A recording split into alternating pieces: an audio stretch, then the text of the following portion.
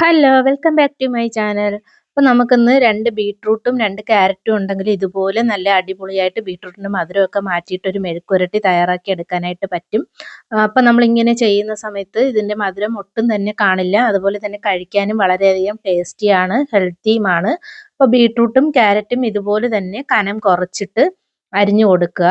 അത്യാവശ്യം നല്ലതുപോലെ കനം കുറച്ചിട്ട് തന്നെ അരിഞ്ഞു കൊടുക്കുക. അതിനകത്ത് ഒരു സവാളയും ഒരു 2 പച്ചമുളകും ഇതുപോലെ ഞാനിവിടെ നന്നായിട്ട് പച്ചമുളക് കീറി എടുത്തിട്ടുണ്ട്. അതുപോലെ തന്നെ ഒരു സവാളയും നീളത്തിന് കട്ട് ചെയ്ത് വെച്ചിട്ടുണ്ട്.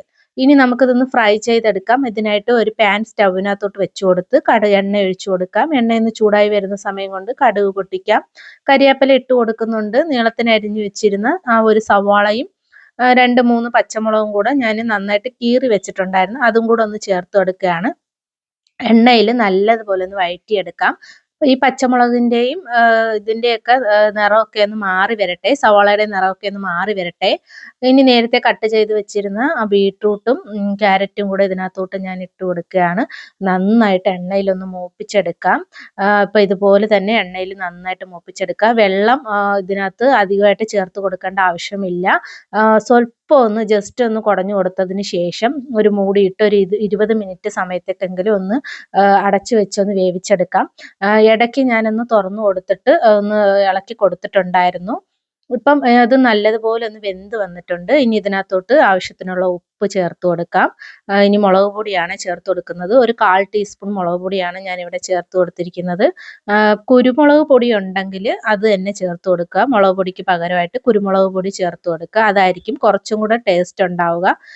ഞാനിവിടെ മുളക് പൊടിയാണ് ചേർത്ത് കൊടുത്തത്. പിന്നെ പച്ചമുളകിൻ്റെ എരിവ് അതിൽ ഓൾറെഡി കാണും. അപ്പോൾ അതും കൂടെ നോക്കിയിട്ട് വേണം കുരുമുളക് പൊടി ചേർത്ത് കൊടുക്കാനായിട്ട്.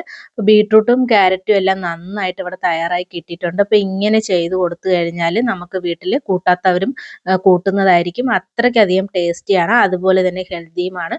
അതുപോലെ തന്നെ ഇത് നമുക്ക് തയ്യാറാക്കി എടുക്കാനും വളരെയധികം സിമ്പിളാണ്. നമ്മൾ ആ കട്ട് ചെയ്യുന്നതിൻ്റെ സമയം മാത്രമേ നമുക്ക് എടുക്കുന്നുള്ളൂ. തയ്യാറാക്കി എടുക്കുന്നതിന് വളരെയധികം സിമ്പിളാണ്.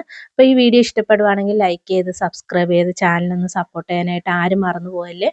അപ്പോൾ നമുക്ക് ബീട്രൂട്ടും ക്യാരറ്റും ഇതുപോലെ കഴിക്കാത്തവരൊക്കെ ഉണ്ടെങ്കിൽ ഇതുപോലെ പെട്ടെന്നൊരു തട്ടിക്കൂട്ട് ഫ്രൈ നമുക്ക് ഇതുപോലെ ഒന്ന് തയ്യാറാക്കി കൊടുക്കാവുന്നതാണ്.